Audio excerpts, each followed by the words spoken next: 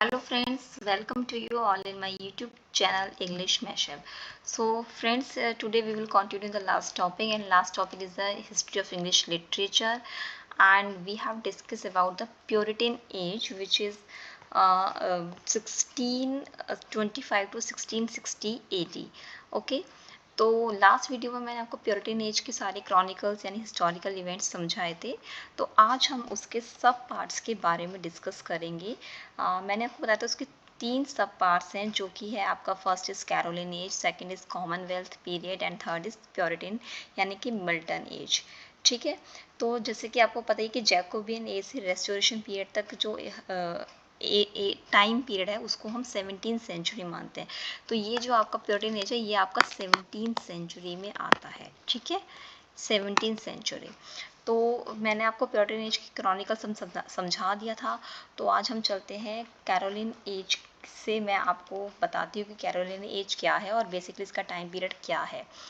तो Caroline age क्या है? This period lasted from 1625 to 1649। Basically जो कैरोलिन एज है आपके वो 1642 तक है। ठीक है, लेकिन हम इसको 49 तक इसलिए मानते हैं क्योंकि was named after the Latin word Carolus which means Charles the ruler at the time. Basically इसमें क्या है, मैंने आपको बताया था कि जो चार्ल्स वन है 1625 में चार्ल्स वन जो है वो इंग्लैंड के राजा बन गए थे और 1649 तक उन्होंने रूल करा था इंग्लैंड में। इसलिए कैरोलिन एज को हम 1649 तक ही मानते हैं। ठीक है, तो मैंने आपको बताया था कि जो चार्ल्स वन थे कि वो मतलब उनके जो डिसीजन थे, जो उनका बिहेवियर था उससे लोग बिल्कुल भी खुश नहीं थे। वो ऐसा राजा चाहते ही नहीं थे। मैंने ये प्यूरिटन एज में भी डिस्कस करा था, तो ये इससे आपको आप उसको रिलेट और कनेक्ट कर पाएंगे। तो चार्ल्स वन जो थे वो बहुत लेथार्जी मतलब किंग थे, मतलब बहुत आलसी, कोई डिसीजन नहीं, कोई कोई क्रिएटिविटी जो होती है ना वो कुछ वहाँ पे उस टाइम पे ऐसा था ही नहीं। तो लोगों को वो पसंद ही नहीं आए थे और इसलिए उन्होंने को चार्ल्स वन को रिमूव कर दिया था।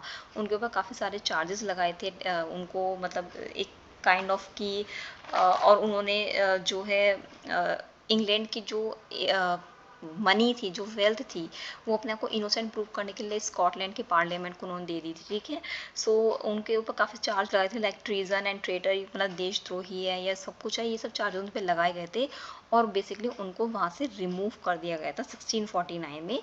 और मतलब कि जो कोर्ट है, जो उन्होंने उनको प्रूव करा था as a traitor and he was beheaded, और उनको एज अ पनिशमेंट उनको बिहेडेड यानी कि उनको मार दिया गया था। ठीक है, तो कैरोलिन एज में हमें क्या था, we can see that saw the work of several groups of poets including the metaphysical, मतलब बहुत सारे ग्रुप्स पोइट्स के जो ग्रुप थे उनके हमें वर्क देखने को मिलते हैं, जिसमें कि आपके मेटाफिजिकल पोइट्स भी इंक्लूडेड हैं और कैवलियर पोइट्स भी। तो कैरोलिन एज को कैवलियर पोइट्स भी कह सकते हैं हम, because they were supporter of king Charles. King Charles के वो सपोर्टर थे, उनके वेलविशर थे। तो इसलिए कैरोलिन को हम लोग कैविलियर पोइट्स के नाम से भी जानते हैं। तो डोंट बी कंफ्यूज कि कैविलियर और कैरोलिन तो सेम सिमिलर साउंड ही है, क्योंकि दे वर सपोर्टर ऑफ किंग चार्ल्स। ठीक है, और कैरोलिन एज के टाइम पे क्या होता, ब्रिटेन कॉन्क्योर अमेरिका, मतलब ब्रिटेन ने अमेरिका को मतलब उस पर अटैक करा था, उसको जीत लिया था। तो वहाँ पे बहुत सारे उनके भी कॉलोनाइजेशन हुआ था अमेरिका में, काफ़ी सारी चीज़ें स्टैब्लिश हुई, जिसकी वजह से अमेरिका उनके अंडर में आ गया था। ठीक है, तो कैविलियर पॉइंट्स यहाँ पे जो थे, जिनकी वजह से मतलब कि यू कैन से दैट कि इन्फ्लुएंसर और साइंटिफिक और लॉजिकली बातें उस टाइम पे काफ़ी सारी चीज़ें, थ्योरीज जो थी, थ्योरी ऑफ कॉपरनिकस है ना, और काफ़ी सारे एक्सपेरिमेंट इन्वेंशंस होने लगे थे, तो लोग थोड़ा लॉजिकली और साइंटिफिक भी सोचने लग गए थे। तो उस टाइम के जो फेमस पोइट है जिसे आप कैविलियर पोइट कहते हैं वो है Richard loveless, John Suckling, Thomas Cairo, बहुत ही फेमस है, उनके 3 पोएम बहुत फेमस है। To Celia, to rapture, occasional poem, ये बहुत फेमस उनकी पोएम है। रॉबर्ट हैरिक और some of the leading cavalier poets, मतलब और काफ़ी सारे जो पोइट्स थे जो कि किंग चार्ल्स के सपोर्टर थे बेसिकली, तो उनको हमने कैविलियर बोला। एक चीज़ और इम्पॉर्टेंट रखिए, यहाँ पे आपका एक वर्ड है आइकोनो, ये स्पेशल पूछा भी जाता है कई बार एग्जाम में। आइकोनो बेसिलिका, आइकोनो बेसिलिका, ये बेसिलिका आपका क्या है, ये आपके चार्ल्स वन की ऑटोबायोग्राफी है। तो ये क्वेश्चन पूछा जाता है कि आइकोनो बेसिलिका क्या है, तो ये क्या है, चार्ल्स वन की ऑटोबायोग्राफी, वेरी इंपॉर्टेंट क्वेश्चन। और इन्होंने इसमें नाम दिया इसको इमेज मार्कर, इमेज मार्कर इसको बोला गया कि मतलब kind of you can say that कि चार्ल्स वन की एक इमेज को बनाया गया, उसमें कि एक अच्छी इमेज को बनाया गया है इस वाली ऑटोबायोग्राफी में, जिसको बोलते हैं आइकॉनो बेसिलिका।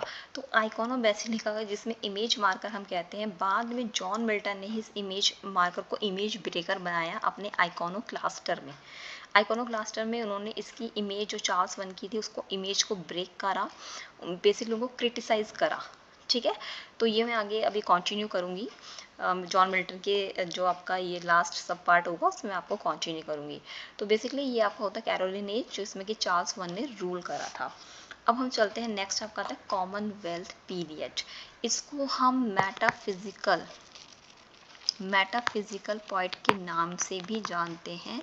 तो आप कंफ्यूज नहीं होंगे कि मेटाफिजिकल और कॉमनवेल्थ में क्या है, 17th सेंचुरी ही है। ठीक है, ये और इसका टाइम पीरियड आपका क्या है, 1649 से 1660, क्योंकि 49 तक चार्ल्स वन ने रूल करा था। तो उस टाइम पे क्या होता है, this period also known as a Puritan interregnum. Interregnum का मतलब क्या होता है, a period when a country or organization do not have any leader, मतलब कि किसी कंट्री का जब वो लीडर उस टाइम पे ना हो, लाइक सीट जो है वो वैकेंट थी। तो मैंने आपको बताया था प्योरिटन एज की जब हम क्रॉनिकल हमने करा था हिस्टोरिकल इवेंट, तो उसमें जब चार्ल्स वन की डेथ हो जाती है तो थोड़े टाइम पीरियड के लिए जब वो उनका सिंहासन या कोई लीडर उनका नहीं होता है, आफ्टर दैट इंग्लैंड्स वाले अप्रोच टू द आयरलैंड, वो आयरलैंड से अप्रोच करते हैं। उसके बाद आपका ओलिवर क्रॉमवेल जो है वो इंग्लैंड के राजा बनते हैं। ठीक है, तो ये आपका कॉमनवेल्थ पीरियड से स्टार्ट होता है, यानी ओलिवर क्रॉमवेल का जो पीरियड है वो आपका कॉमनवेल्थ पीरियड में काइंड ऑफ आ जाता है। तो it was a literary epoch that was affected by the English historical setting including the Puritan revolution. तो इसमें क्या है कि बहुत सारी चीज़ें, मतलब कि उस टाइम पे लिटरेरी वर्क जो थे वो काफ़ी चरम पे थे, मतलब काफ़ी फेमस हुए, और they are affected by the English historical setting और इंक्लूडिंग द प्योरिटन रेवोल्यूशन, मतलब कि जो प्योरिटन यानी जो क्रिश्चियंस लोग प्रोटेस्ट कर रहे थे, जो रिवोल्यूशन उस टाइम पे चल रहा था, तो उससे भी काफ़ी इन्फ्लुएंस हुए। जो लिटरेरी वर्क आपका मिलता है कॉमनवेल्थ में, तो बेसिकली क्या है कि बहुत ज़्यादा मतलब उस पर इन्फ्लुएंस हुए, मतलब वो आपको दिखाई देता है।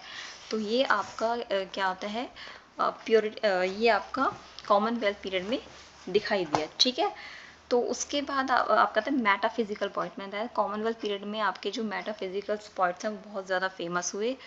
और मेटा जो वर्ड है आपका, बेसिकली सबसे पहले जो मेटा वर्ड है वो यूज़ करा था जॉन ड्राइडन ने। ठीक है, जॉन ड्राइडन ने फर्स्ट मेटा वर्ड जो है वो यूज़ करा, जिसका मतलब कहते हैं कि एक लेवल ऊपर काम करना, मतलब कि जो एक लेवल होता है उससे ऊपर उठकर काम करना, जो सोच है लोगों की उससे थोड़ा सा हट के काम करना, वो मेटा वर्ड यूज़ होता है, जो कि जॉन ड्राइडन ने सबसे पहले यूज़ करा। उसके बाद आपका आता है कि हम जानते हैं John Donne was a leading metaphysical point, यानी कि जॉन डन को हम क्या बोलते हैं, father of English metaphysical point, John Donne को। लेकिन मेटाफिजिकल सैम्यूल जेनसन ने स्टार्ट करा था, मतलब कि उन्होंने ही इस ग्रुप को डिस्क्राइब करा था। तो मेटा वर्ड का यूज़ ड्राइडन ने, डिस्क्राइबिंग सैम्यूल जेनसन ने, और जो लीड करा बाद में सैम्यूल जेनसन के बाद जिसने लीड करा मेटाफिजिकल को वो है जॉन डन। तो जॉन डन आपके इसलिए कहा गया father of English metaphysical point.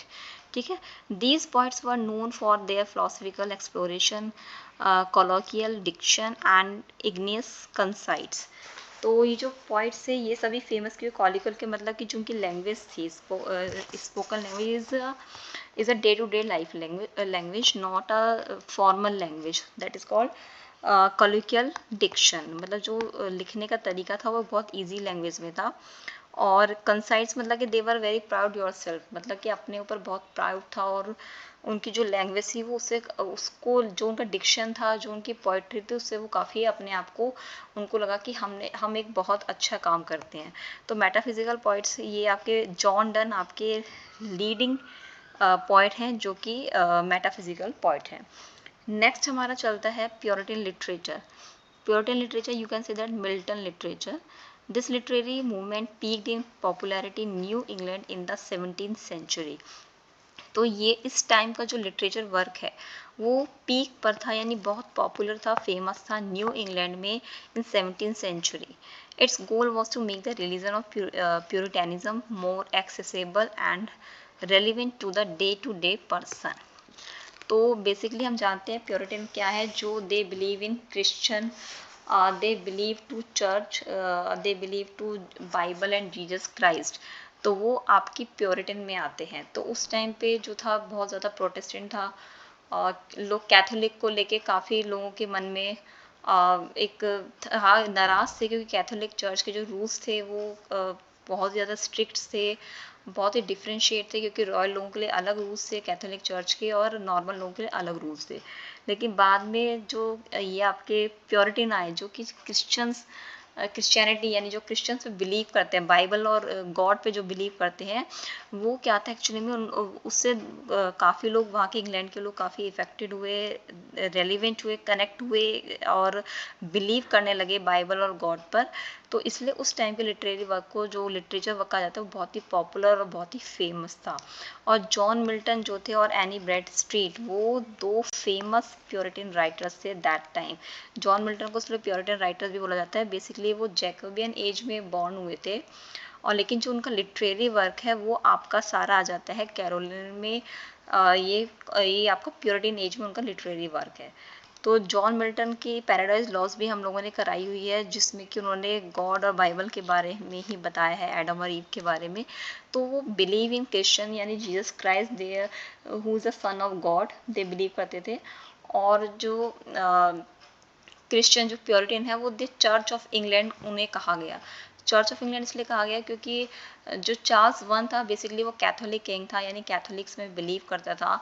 और लेकिन जब बाद में लोगों को रियलाइज़ हुआ उनके डिसीजंस जो रॉन्ग डिसीजन होते थे, उससे जो लोग वहाँ पे इफेक्टेड हुए, तो बाद में वो अपनी प्रॉब्लम्स को लेके चर्च में जाने लगे। तो इससे चार्ल्स वन को बहुत इशू हुआ, प्रॉब्लम हुई, बट लोगों को लेकिन जो था वो क्रिश्चियनिटी पे बिलीव करने लगे, कैथोलिक से उनको मतलब प्रॉब्लम होने लगी। तो प्योरिटन लिटरेचर जो है आपकी इसीलिए फेमस है, उस पर religious and you can say that religious and political writer, John Milton को रिलीजियस और पॉलिटिकल राइटर कहा गया। और उन्होंने अपने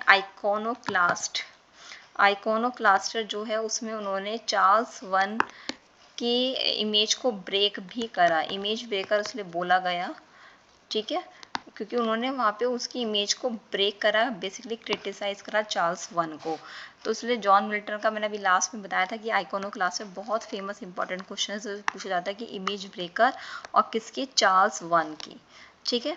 तो इस तरह से आपके प्योरिटन एज की 3 सब पार्ट्स है जो कि मैंने आज कवर करे हैं। इस तरह से आपका प्योरिटन पीरियड जो एज है वो आज आपका फिनिश हो जाता है। नेक्स्ट हम चलेंगे रेस्टोरेशन पीरियड पे। तो लास्ट वीडियो जो नेक्स्ट वीडियो जो होगी मेरी वो आपकी होगी रेस्टोरेशन पीरियड पे। So I hope you will like my video and thank you for watching my video. Please subscribe my YouTube channel English Mashup.